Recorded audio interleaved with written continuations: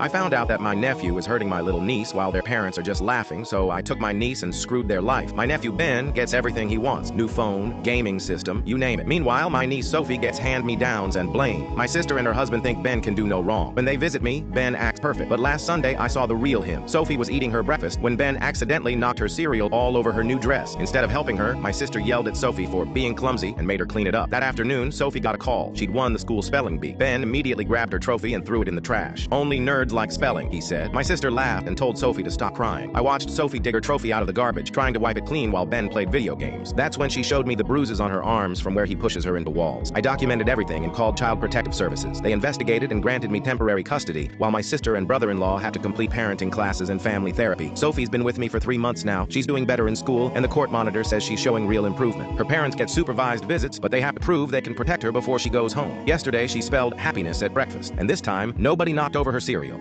How did your parents fail you? My dad missed my graduation for a job interview. Mom promised he'd make it, but kept checking her phone anxiously during the entire ceremony. I felt my heart sink when I scanned the crowd and didn't see his face anywhere. After walking across that stage, I gripped my phone waiting for something. No texts, no calls, complete silence. Mom couldn't look me in the eyes when I found her afterward. She hugged me way too tight and whispered, "He really tried, sweetheart." My chest burned with anger I couldn't hide anymore. At my graduation party, relatives kept asking about Dad. Mom cycled through increasingly desperate excuses. Traffic jam, work emergency, car trouble, each lie more pathetic than the last. I watched her stumble through explanations while my shame grew deeper. My friend Jake pulled me aside and asked, "You doing okay, man?" I just laughed and said, "He's been doing this since I was 7 years old," because it was absolutely true. He missed my championship basketball game where I scored the winning shot, missed my debate team finals when I took first place, even missed my 18th birthday party last year, said he had to work late again. That night after everyone finally left, I sat alone staring at my diploma. Mom tried approaching me, but I cut her off immediately. "Save it," I said, grabbing my car keys. I've heard every excuse before. I drove to my old elementary school playground and sat on the same swing where Dad used to push me before work, completely consumed his life. Before he became just a distant voice, I sometimes heard coming home at 2 a.m. Something inside me finally broke that night. All the anger I'd bottled up for years spilled over at once. I pulled out my phone and texted him, "Congratulations on showing me exactly where I rank in your priorities. Message delivered. Read immediately." When I got home after midnight, Dad's car was sitting in our driveway. I found him hunched over our kitchen table, head buried in his hands like he was praying, papers scattered everywhere around him. Mom sat beside him with eyes completely red from crying. He looked up when I walked in. His face was gray with pure exhaustion. No tie anywhere. Dress shirt rumpled like he'd been wearing it for 3 straight days without changing. "I'm so sorry I missed your graduation," he said, voice completely hollow and broken. I stood there with arms crossed, waiting for the same excuse I'd heard 1,000 times before. "I thought this interview would change everything for our family," he continued slowly. His hands were actually trembling as he pushed a manila folder toward me across the table. Inside was a rejection letter dated that exact morning. The company had decided to go with a different candidate after all. Someone with more experience, they said. Mom spoke up then, her voice barely above a whisper. "Your dad's company started doing layoffs 6 months ago. He found out he was next on their list." My stomach dropped. "We've been 3 weeks away from losing this house," she continued. "The bank denied our refinance applications twice already." I stared at them both in complete shock. Dad had been driving for rideshare services every single weekend, had been secretly selling his prized vintage record collection piece by piece, had been skipping his own meals while still putting dinner on our table every night. This interview was literally his final hope to save us. He'd begged them desperately to reschedule around my graduation ceremony. They refused completely, said it was that specific day or never at all. During the actual interview, he talked about me constantly, my achievements, my determination, how proud he was. He thought he'd genuinely connected with the hiring manager. They kept him waiting in their lobby for 4 additional hours after the interview ended, made him believe he actually had a real chance. He sat there until building security finally told him to leave the premises. By then, my graduation was already long over. That night, I found a crumpled pawn shop ticket in his wallet while looking for aspirin. He'd pawned his father's watch, the same one his dying father had given him, the one he'd always promised would be mine someday. When I confronted him about it, he just shrugged with exhausted shoulders. "Some things matter more than old watches," he said simply. The next morning, I found him asleep at our kitchen table, surrounded by 17 new job applications he'd filled out overnight. He failed me by missing my graduation, but the world failed him so much worse. What did someone do that made you think they were really smart? My neighbor, Mrs. Chen, was 80 years old and could barely speak English. When she moved in next door 3 months ago, everyone in the building felt sorry for her. She'd shuffle around in slippers, carrying plastic bags from the dollar store, waving at people with this lost, confused look. At the grocery store, cashiers would talk to her super slow and loud like she was stupid. She'd fumble through coupons with shaky hands while people behind her sighed dramatically. Once I saw a teenager roll his eyes and mutter, "Learn English," under his breath. Her grandson Kevin would visit every Sunday, and you could hear him through the thin walls getting frustrated. "Grandma, you need to try harder. And this is America now. You can't just pretend you don't understand everything." The building manager, Mr. Rodriguez, constantly complained about her. "She doesn't understand the rules, leaves trash in wrong places, can't even sign her lease properly. I don't know why they let people like that move here." Mrs. Patterson called her dangerous. "She leaves her stove on for hours, probably gonna burn the whole building down. Someone that confused shouldn't live alone." Other neighbors started whispering about getting her removed for everyone's safety. 3 weeks ago, Mrs. Chen started leaving random stuff outside everyone's doors. Broken electronics, old cables, computer computer parts, dusty routers. Most people just threw it away, figuring she was confused about garbage day. Mr. Rodriguez posted angry notices about proper waste disposal and threatened fines. This building has standards, he announced at meetings, clearly targeting her without saying her name. The complaints got worse. People said she was making weird noises at night, drilling and hammering from her apartment. Some neighbors called the police about possible illegal construction. Kevin looked embarrassed every time he visited, apologizing to neighbors for his grandmother's behavior. I'm trying to find her a nursing home, I overheard him tell Mrs. Patterson. This isn't working for anyone. A petition started circulating to terminate her lease early. Half the building signed it within 2 days. People were convinced she was a fire hazard, a safety risk, bringing down property values just by being there. The mailman complained she never understood delivery instructions. Even delivery drivers would groan when they saw her apartment number. Everyone in the building treated her like a burden. Last Tuesday, our building's internet completely died. Not just slow, completely gone. People were furious because of work calls, online classes, deadlines. The property management company said repairs would take at least 3 days. Everyone was panicking, fighting over coffee shop Wi-Fi, cursing the internet company, blaming building management. Mr. Rodriguez kept muttering, this building never had problems before certain people moved in. People were missing work meetings. Kids couldn't do homework. Everyone was scrambling to find alternative internet. Some residents threatened to break their leases over the situation. The whole building felt like chaos. I was desperately trying to finish a work presentation on my phone when my laptop suddenly showed perfect internet connection, faster than I'd ever seen before. I thought maybe a neighbor's Wi-Fi was working, but mine showed full signal strength. Confused, I ran into the hallway and found Kevin looking bewildered. My grandmother's apartment is empty, he said. She moved out last night without telling anyone. Taped to her door was a note in shaky English. Sorry for make trouble. I know you all want me leave. I fix internet for building before I go. Now everyone have very good connection. Thank you for let old lady live here. Mrs. Chen, the woman everyone wanted gone, had spent months secretly upgrading our entire internet system before quietly disappearing.